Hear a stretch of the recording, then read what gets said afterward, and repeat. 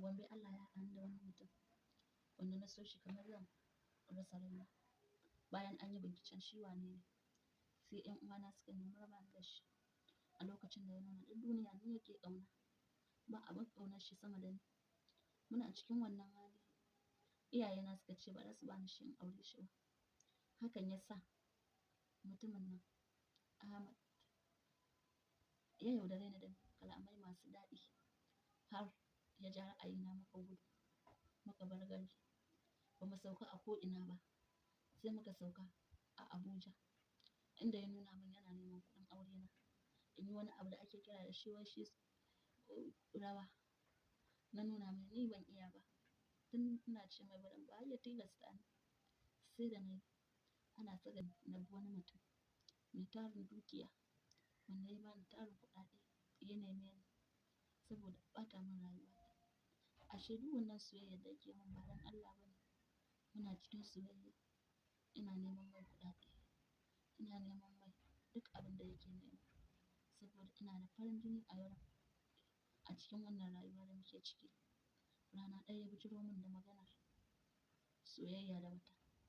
Na nuna mai hakan ba za ta taɓa yiwuwa ba. Ya nuna min hakan ita ce mai yiwuwa. A haka na bar shi da soyayyar shi, na rabu da shi. Na koma rayuwata, na komo a garin ma.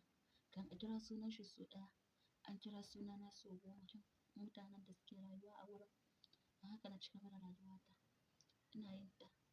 A lokacin da ya fara soyayya da uwar ɗakina, abin ya yi min ciwo matuƙa. Bayan ya raba ni da ahalina, ya raba ni da duk wani farin ciki na rayuwata. Ya kai ni garin da ba a san ni ba. Ya yi fataucina daga garinmu. Ya kai ni garin da ba a san ni ba. Yana neman kuɗi da ni a garin. Hakan ya kasance uwar ɗakina ta sa na kai wa uwar ɗakina aibi. Uwar ɗakina ashe maciya amana ne daga shi har ita. Ashe suna soyayya, ni ina can ina kallon sa'a wa'inda za su iya share min kukan rayuwata. Hakan ne ya sa muna rayuwa da shi amma bai taɓa nuna min budurwar shi ba ce sai ranar fatina. Wanda muke mamba shugabanmu na wurin ya nuna min saboda ban buga aibi ba. Yana da kyau in buga aibi in gayyaci kowa da kowa. Ya nuna min cewa in bar wannan fatan zuwa wani lokuta. Hakan bai wani girgiza ni ba saboda na san shi uban ɗakina ba zai taɓa sawa abin da zai sa raina ya ɓaci ba. Kuma yayi ne don in samu albarka. Sakan sai gata ta zo. Bayan ta zo, na je na anshi kuɗi na kama mata hotel domin ta kwana saboda ɗakin da muke ciki na mutum biyu ne, na ni da saurayina ne. Kuma ban barin kowacce mace ta kwana da shi. Inda ta nuna min cewa ita ba ta iya kwanan hotel ba. Bayan kilaki ce lamba ɗaya. Ashe ta yi min haka ne saboda su kwana da saurayina.